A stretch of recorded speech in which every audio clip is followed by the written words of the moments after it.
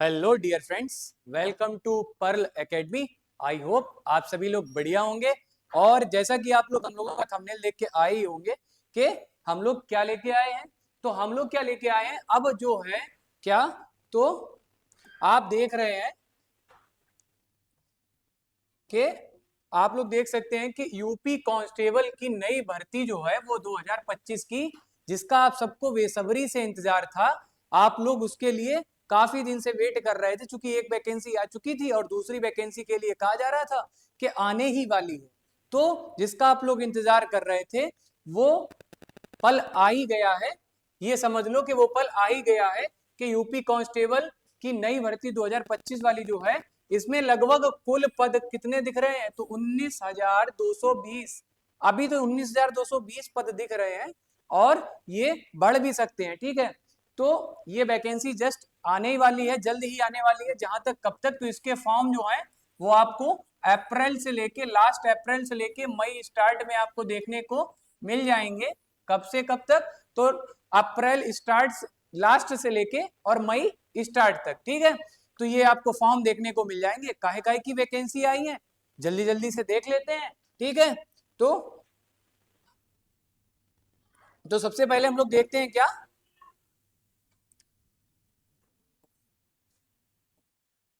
तो हम लोग देखते हैं टोटल वैकेंसी जो आई है वो 19,220 से प्लस। ठीक है, बढ़ भी सकती हैं, हालांकि अभी इतनी संख्या है। अब कौन कौन से पद आए हैं उनके बारे में देख लेते हैं।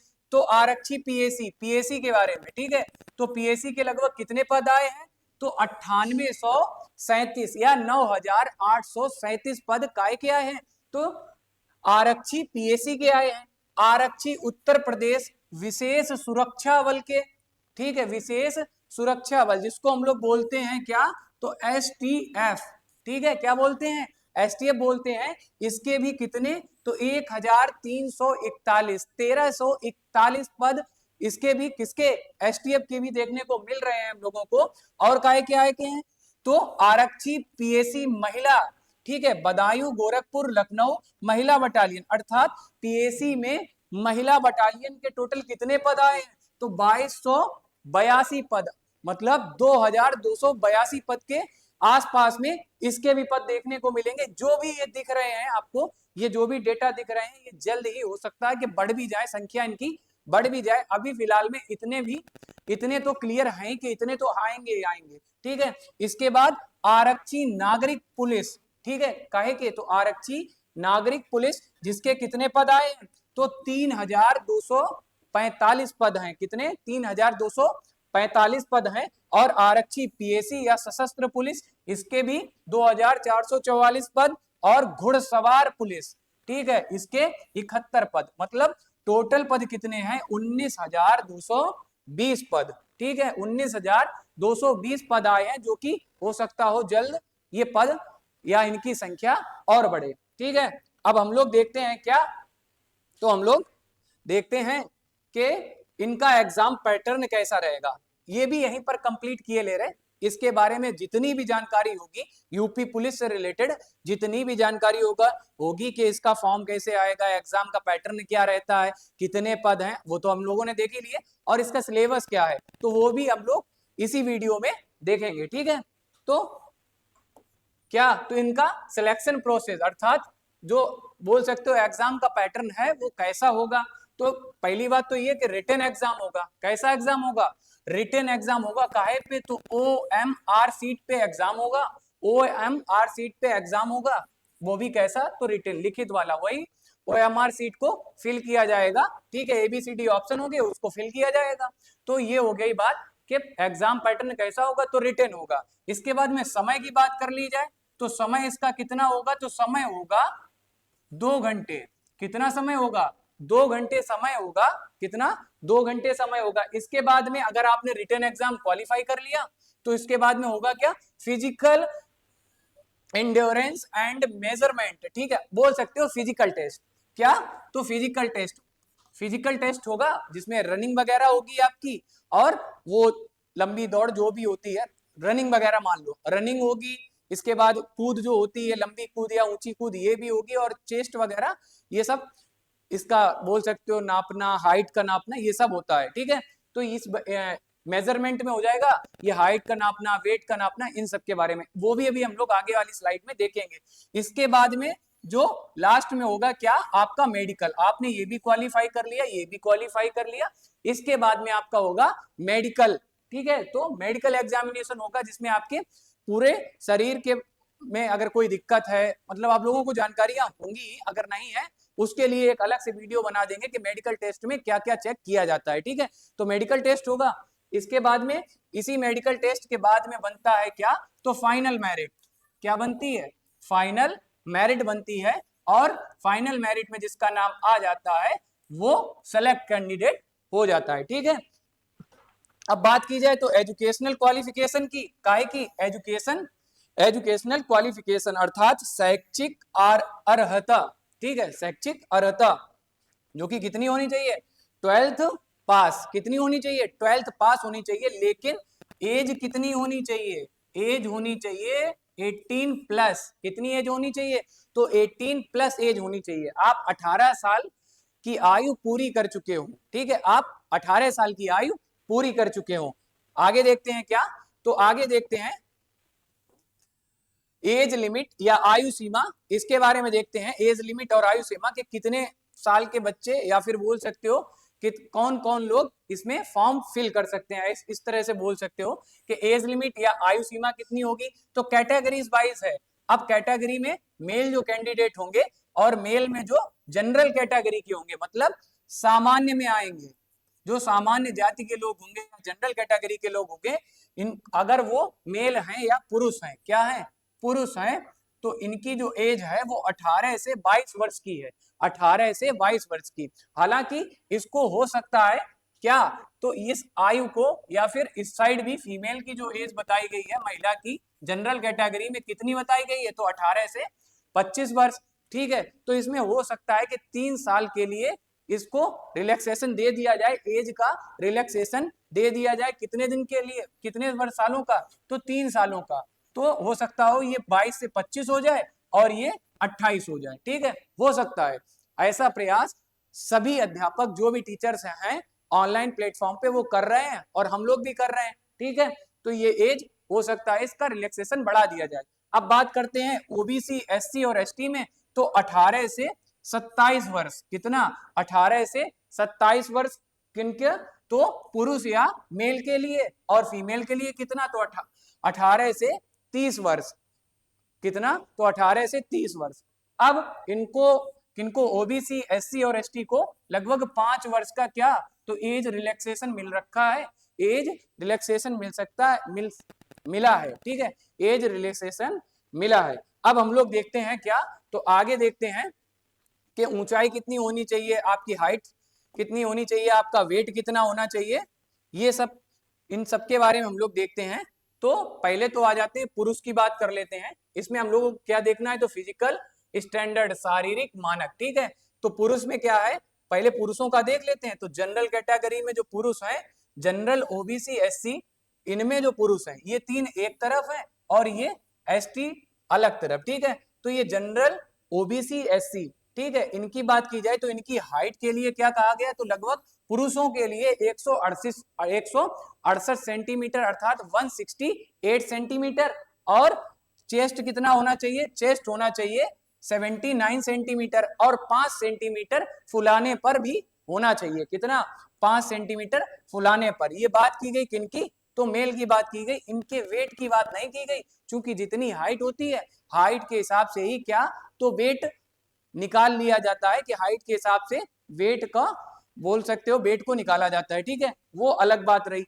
इसके बाद है पुरुषों में जो एसटी में आते हैं, एसटी कैटेगरी में जो आते हैं, तो उनकी जो हाइट है वो कितनी, 160 सेंटीमीटर, और चेस्ट जो है वो चेस्ट कितना, 77 या 77 सेंटीमीटर का होना चाहिए, और फुलाव अर्थात फुलाने पर कितना, तो 5 सेंटीमीटर फूलना भी चाहिए। ठीक है, वेट की यहाँ भी बात नहीं की गई। इसके बाद आ जाते हैं फीमेल्स में, तो फीमेल्स में जनरल, ओबीसी और एससी कैटेगरी में जो भी हैं, जो महिलाएं या बोल सकते हो लड़कियां हैं, वो क्या, तो उनकी हाइट 152 सेंटीमीटर की होनी चाहिए।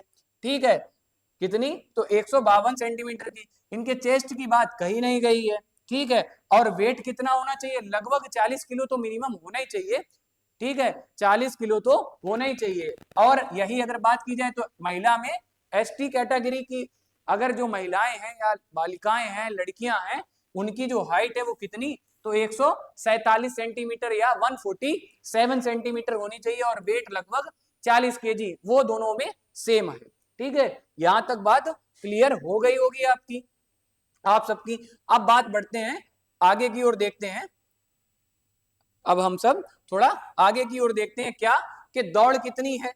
तो जो पुरुष है, जो मेल हैं, इनको कितनी दौड़ करनी है, तो 4.8 किलोमीटर, या इसी को बोल सकते हो 4800 मीटर, ठीक है। 4800 मीटर की दौड़ पुरुषों को करनी है।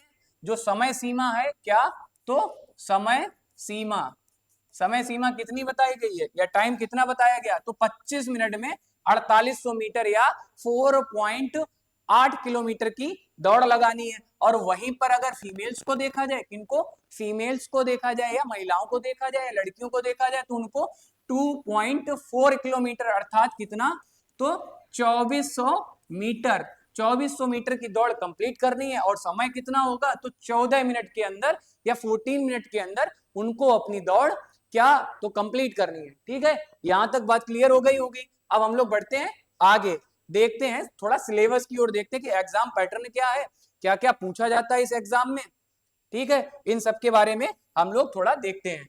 तो UP police constable exam pattern 2025 का, ठीक है। तो इसमें कितने सब्जेक्ट हैं, तो एक तो हो गया अपना जीएस और हिंदी, मैथ और रीजनिंग, ये 4 सब्जेक्ट हैं जिनसे ये पेपर बनता है। कौन सा, यूपी पुलिस का रिटन एग्जाम, या बोल सकते हो लिखित परीक्षा के लिए ये 4 सब्जेक्ट हैं जो उस लिखित एग्जाम में आते हैं।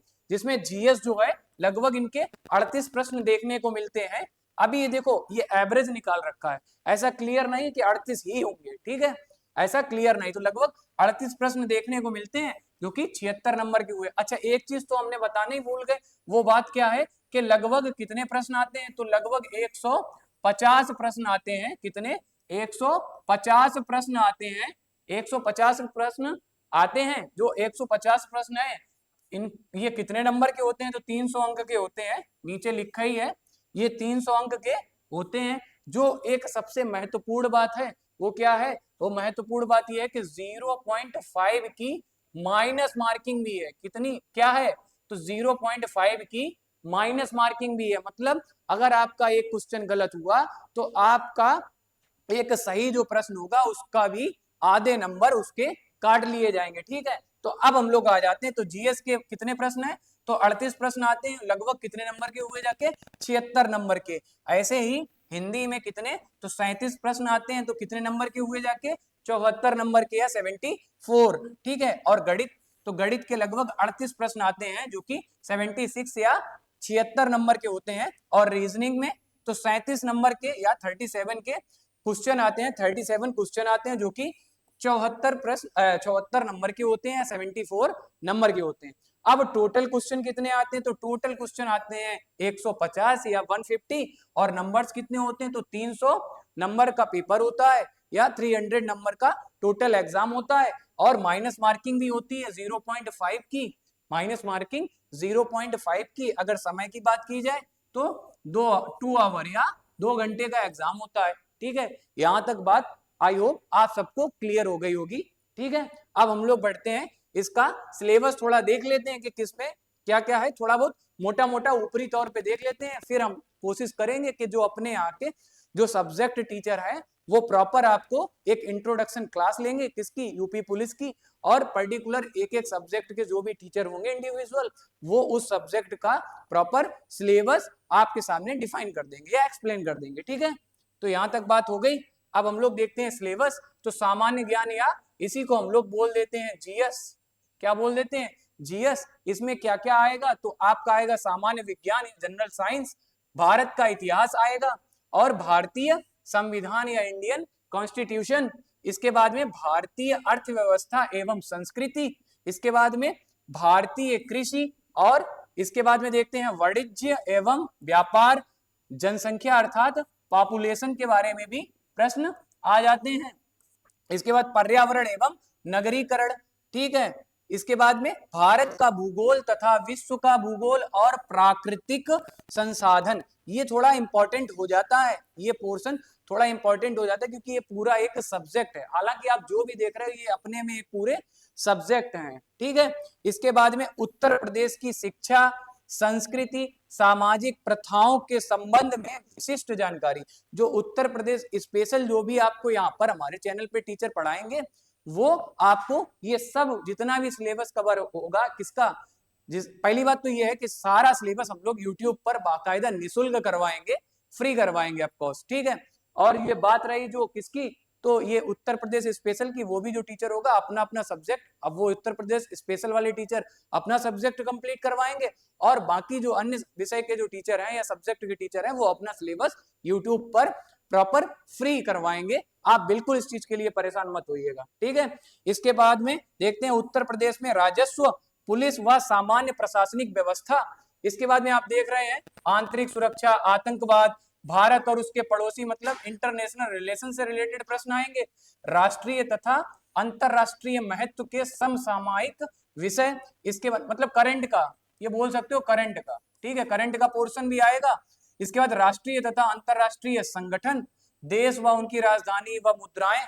इसके बाद महत्वपूर्ण दिवस, अर्थात डे नहीं वो होते हैं, आप लोग जानते होंगे जो डे होते हैं कि पता चला पृथ्वी दिवस कब है, ठीक है, ओजोन दिवस कब है, इस टाइप से, ठीक है। इसके बाद में अनुसंधान एवं खोज, पुस्तक और उनके लेखक, सोशल मीडिया कम्युनिकेशन, पुरस्कार और सम्मान, वस्तु एवं सेवा कर जिसे हम लोग बोलते हैं क्या, तो जीएसटी, क्या बोलते हैं, जीएसटी बोलते हैं। इसके बाद में क्या, तो साइबर क्राइम, साइबर क्राइम। इसके बाद में विमुद्रीकरण और उसका प्रभाव। ये बात हो गई काहे की, तो जीएस की बात हो गई। अब हम लोग देखते हैं आगे हिंदी का सिलेबस, तो हिंदी का भी सिलेबस देख लेते हैं।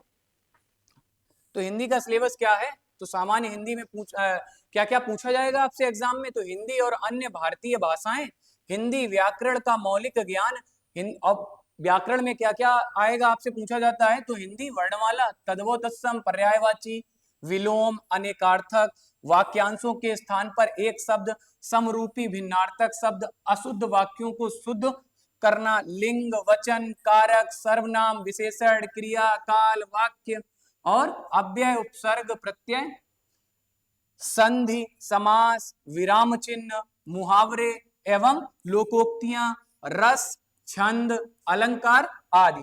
इसके बाद में अपठित बोध, मतलब बोल सकते हो एक सारांश, एक बोल सकते हो एक पैराग्राफ टाइप का आएगा, उससे कुछ क्वेश्चंस, ठीक है।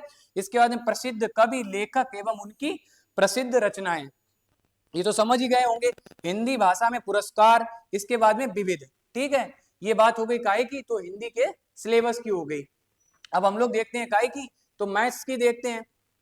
तो मैथ में क्या पूछा जाएगा, तो हम लोग थोड़ा जल्दी कर लेते हैं। और बाकी ये जो आपको पीडीएफ है ये हमारे टेलीग्राम चैनल पे पर्ल एकेडमी करके होगी, वहां पर आपको ये पूरी पीडीएफ आपको वहां पर मिल जाएगी, ठीक है।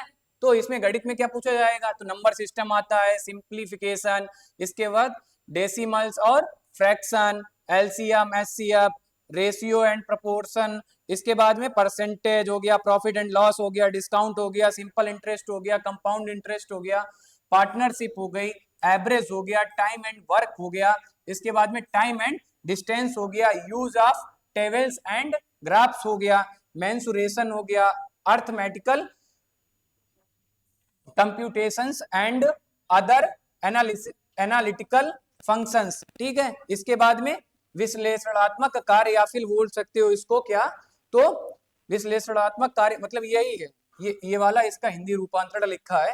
और इसके बाद में क्या है, तो विविध, ठीक है। ये हो गई गणित का पूरा सिलेबस, ठीक है। इसके बाद हम लोग देख लेते हैं अंतिम बचा अपना कौन सा, तो अंतिम बचा अपना रीजनिंग का सिलेबस। क्या बचा, तो रीजनिंग का सिलेबस बचा, वो भी जल्दी जल्दी देख लेते हैं। इसके बाद में आगे बढ़ते हैं। रीजनिंग के सिलेबस में क्या, तो मेंटल एबिलिटी, मानसिक योग्यता, इसके बाद logical diagrams, symbol relationship, interpretation, इसके बाद में परसेप्शन टेस्ट, इसके बाद में वर्ड फॉर्मेशन टेस्ट। तो ये सारी जो चीजें आपको दिख रही हैं प्लस यहाँ तक आ जाते हैं वर्बल और नॉन वर्बल रीजनिंग, वो भी आती है, वो आपने सुना होगा रक्त संबंध ये सब, तो ये सब भी आपको काहे में मिलेगा, तो रीजनिंग में देखने को मिलेगा। तो ये पूरी बात हो गई काहे की, तो ये पूरी बात हो गई सिलेबस की, जो कि हमने आपको चारों सब्जेक्ट के सिलेबस बता दिए।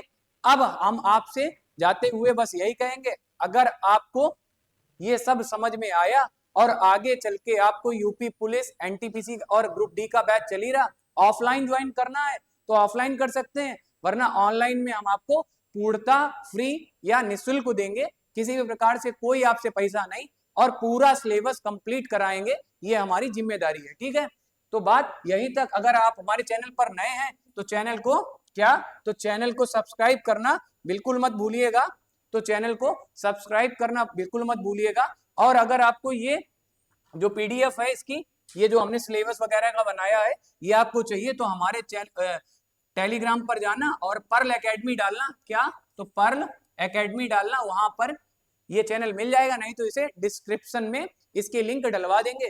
ठीक है, तो आज की वीडियो हमारी यहीं तक, या हमारी क्लास यहीं तक। बाकी आप हमारे चैनल को सब्सक्राइब करना बिल्कुल मत भूलना और लाइक भी जरूर करना। ठीक है, जय हिंद, जय भारत, मिलते हैं अगली क्लास में।